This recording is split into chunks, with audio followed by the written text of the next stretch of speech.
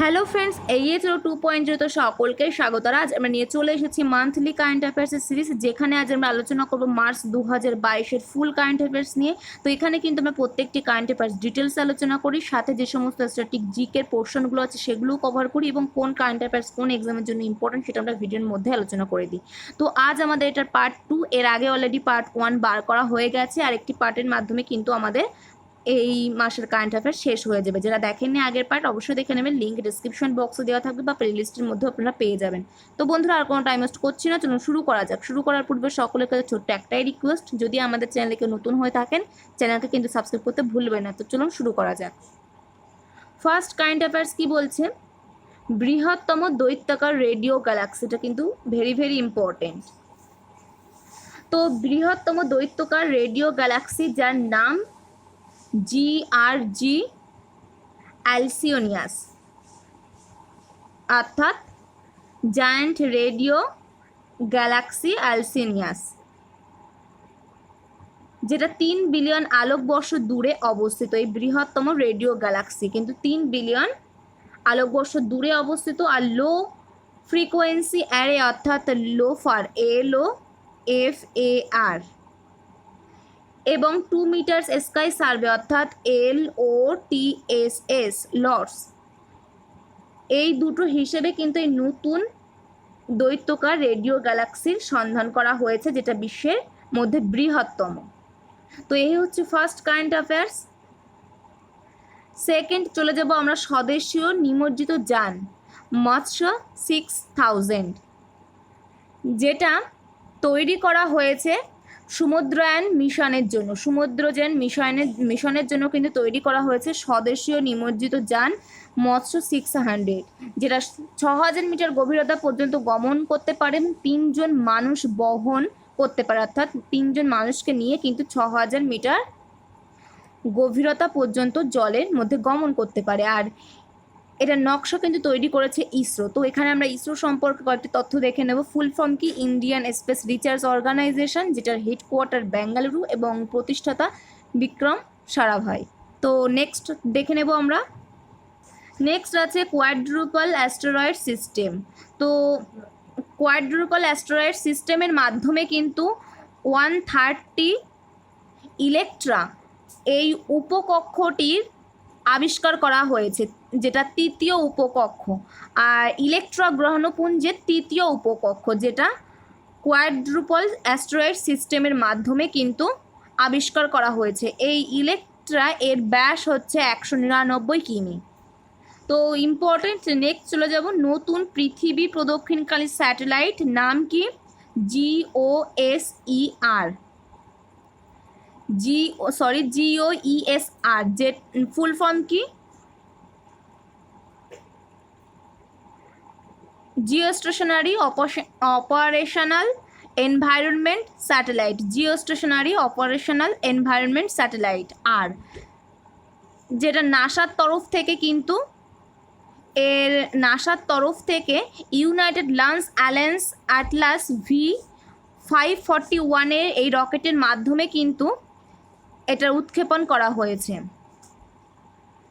তো এখানে আমরা নাসার নামটা পেয়ে গেলাম। তো নাসা সম্পর্কে একটা তথ্য দেখে নেব। এর full form national Aeronautics and space administration, যার হেডকোয়ার্টার ওয়াশিংটন DC, US, এবং প্রতিষ্ঠাতাকাল কত, 1958 সালে কিন্তু নাসা প্রতিষ্ঠা হয়েছিল। তো এখানে পৃথিবী প্রদক্ষিণকারী স্যাটেলাইট GOESR, যার full form geostationary operational environment satellite, আর যেটা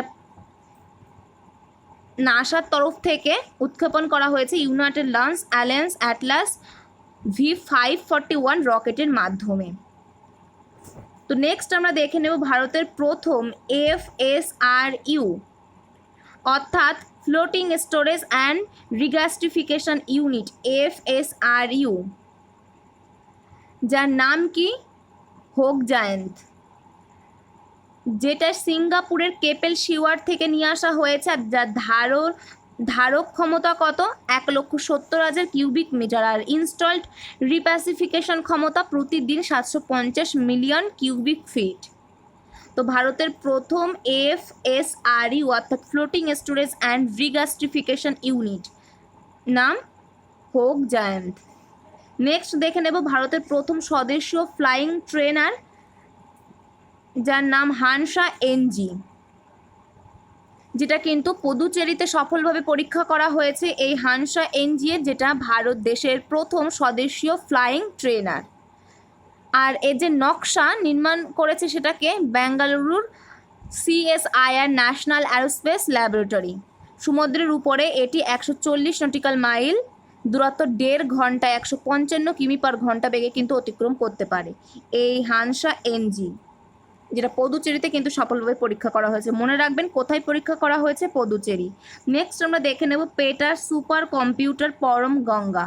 পেটার সুপার কম্পিউটার যেটা আইআইটি রুরকিতে ইনস্টল করা হয়েছে। মনে রাখবেন আইআইটি রুরকি, পেটাস্কেল সুপার কম্পিউটার পরম গঙ্গা, যার কম্পিউটিং ক্ষমতা 1.66 মেগাফ্লপ আর ন্যাশনাল সুপার কম্পিউটিং মিশনের অধীনে কিন্তু এটা নির্মাণ করা হয়েছে পরম গঙ্গা, যেটা আইআইটি রুরকিতে ইনস্টল করা হয়েছে। নেক্সট দেখে নেব আর্টেমিস 1 চন্দ্র মিশন,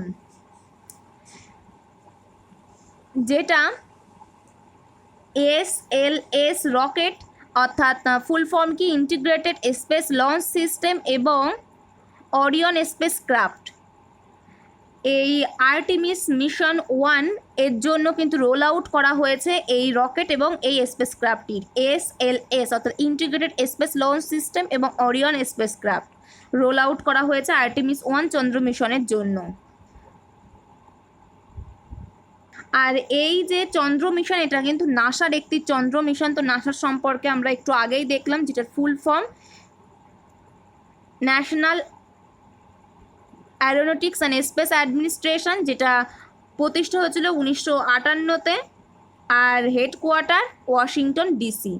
নেক্সট পেজে চলে যাব আমরা, কি বলছে 10th ইন্টারন্যাশনাল আইপি ইন্ডেক্স 2022। তো এই ইন্ডেক্সটি 55টি দেশের মধ্যে কিন্তু প্রকাশ করা হয়, ইন্টারন্যাশনাল আইপি ইন্ডেক্স, যেটা এবার 10তম। আর এই যে ইন্ডেক্সে ভারতের র্যাঙ্ক কত, 43। মনে রাখবেন ভারতের র্যাঙ্ক 43 ইন্টারন্যাশনাল আইপি ইন্ডেক্স 2022-তে। আর ফার্স্ট র্যাঙ্কে আছে ইউনাইটেড স্টেট অর্থাৎ মার্কিন যুক্তরাষ্ট্র, সেকেন্ড আর থার্ডে আছে ব্রিটিশ যুক্তরাষ্ট্র, সেকেন্ড আর জার্মানি কিন্তু থার্ডে আছে। নেক্সট 16th ওয়েলথ রিপোর্ট 2022, যার যে রিপোর্টে ভারতের র্যাঙ্ক 3 এবং ফার্স্ট র্যাঙ্কে আছে কিন্তু মার্কিন যুক্তরাষ্ট্র অর্থাৎ ইউনাইটেড স্টেট। ওয়েলথ রিপোর্ট 2022, যেটা 16তম। নেক্সট ভিডেন্স ডেমোক্রেসি রিপোর্ট 2022, সুইডিশ সংস্থা ভিডেম অর্থাৎ ভ্যারাইটিস অফ ডেমোক্রেসি কর্তৃক প্রকাশিত ডেমোক্রেসি রিপোর্ট 2022, অটোক্রেটাইজেশন চেঞ্জিং নেচার, যেটার প্রথম স্থানে রয়েছে কিন্তু সুইডেন এবং যেটার প্রথম স্থানে রয়েছে সুইডেন আর ভারতের র্যাঙ্ক যেটার প্রথম স্থানে রয়েছে সুইডেন আর ভারতের র্যাঙ্ক কত 93। আর এটি কিন্তু 179টি দেশের মধ্যে প্রকাশ করা হয় এই রিপোর্টটি, কি ডেমোক্রেসি রিপোর্ট 2022। আর এই প্রতিবেদন প্রকাশ করে ভিডেম সংস্থা, যেটা সুইডিশের একটি সংস্থা, ভ্যারাইটিস অফ ডেমোক্রেসি। তো এখানে ইন্ডিয়ার র্যাঙ্ক কত 93 এবং সুইডেনের র্যাঙ্ক কত 1, আর এটা প্রকাশ করা হয় 179 কান্ট্রির মধ্যে। নেক্সট মিশন ইন্দ্রধনুষ। মিশন ইন্দ্রধনুষ NFHS 5 অর্থাৎ ন্যাশনাল ফ্যামিলি হেলথ সার্ভে, এই প্রতিবেদন অনুযায়ী মিশন ইন্দ্রধনুষ এর মাধ্যমে কিন্তু প্রকাশ করা হয়েছে সম্পূর্ণ টিকা প্রদানকারী রাজ্য, যার নাম উড়িষ্যা। প্রায় 90.5% কিন্তু টিকা প্রদান করা হয়ে গেছে এই উড়িষ্যা। তো এখানে আমরা দেখে নেব গভর্নর এবং সিএম, গভর্নর গণেশীলাল এবং সিএমকে নবীন পাটনায়ক উড়িষ্যার।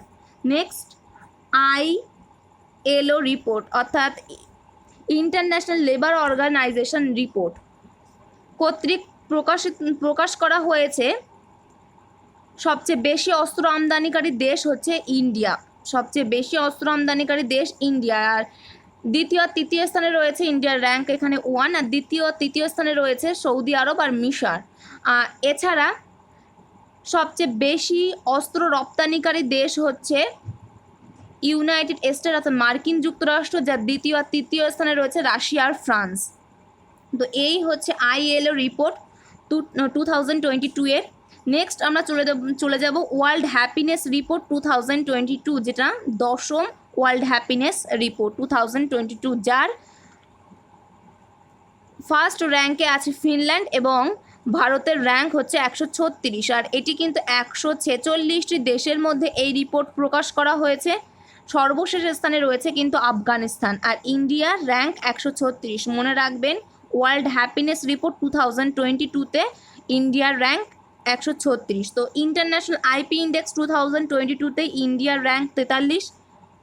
ওয়েলথ রিপোর্ট 2022-তে ইন্ডিয়ার র্যাঙ্ক 3rd। ডেমোক্রেসি রিপোর্ট 2022-তে ইন্ডিয়ার র্যাঙ্ক 93।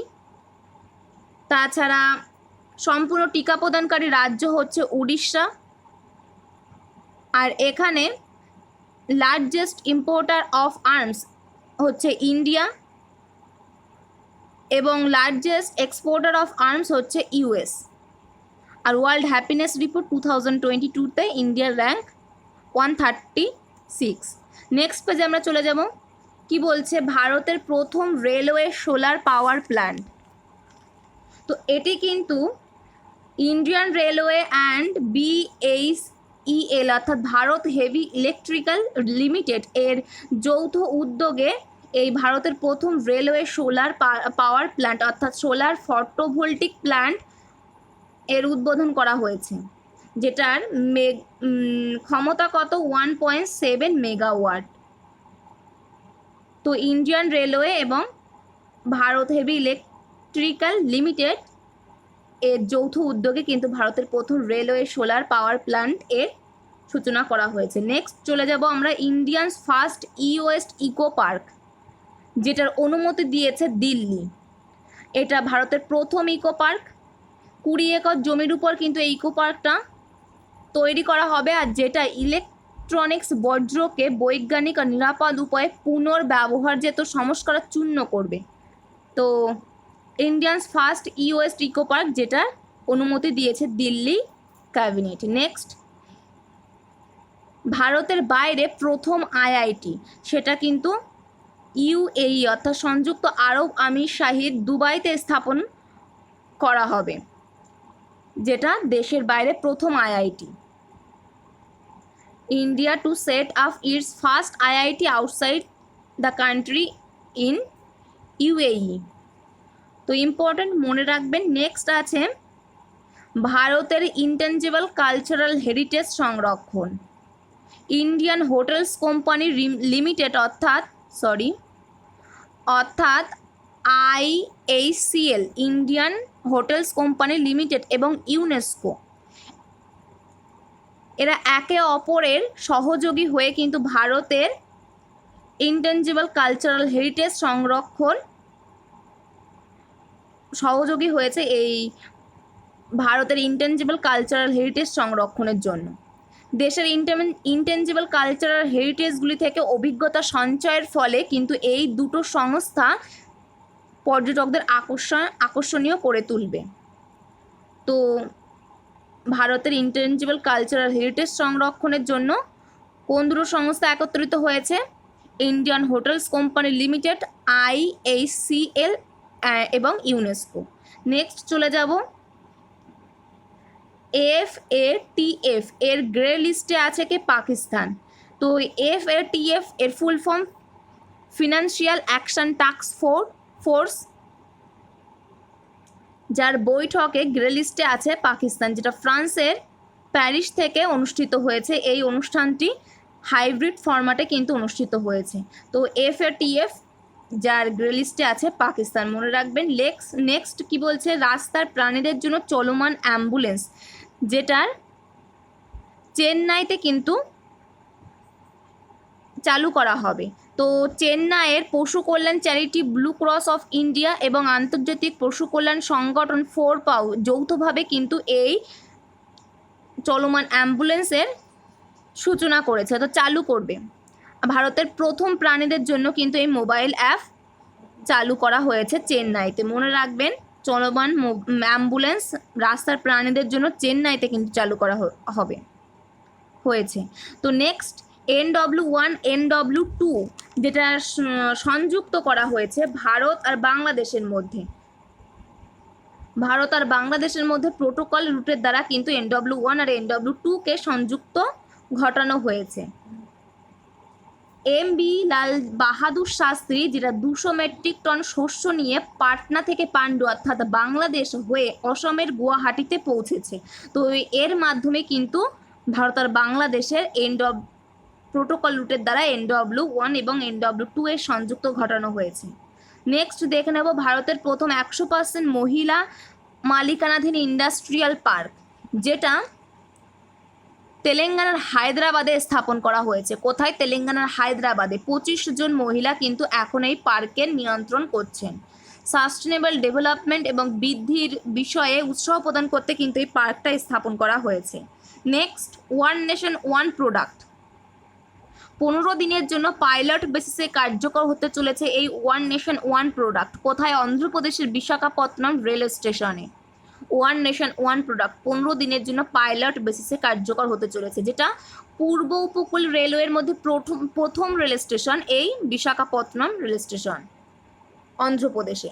তো এই হচ্ছে আজকে আমাদের পার্ট 2 এর টোটাল কারেন্ট অ্যাফেয়ার্স। নেক্সট আমরা আর একটি পার্টের মাধ্যমে টোটাল কারেন্ট অ্যাফেয়ার্সগুলো কমপ্লিট করে ফেলবো মার্চ মাসের। তো বন্ধুরা, এই হচ্ছে আজকের টপিক। যদি ভিডিওটা ভালো লেগে থাকে বা কোনো রকম উপকার পেয়ে থাকেন, অবশ্যই ভিডিওটিকে একটি লাইক করবেন এবং সকলের মধ্যে শেয়ার করে দেবেন। আর আজকের মতো এখানেই শেষ করছি। নেক্সট ভিডিওতে আমাদের আবার দেখা হচ্ছে। Thank you, good bye.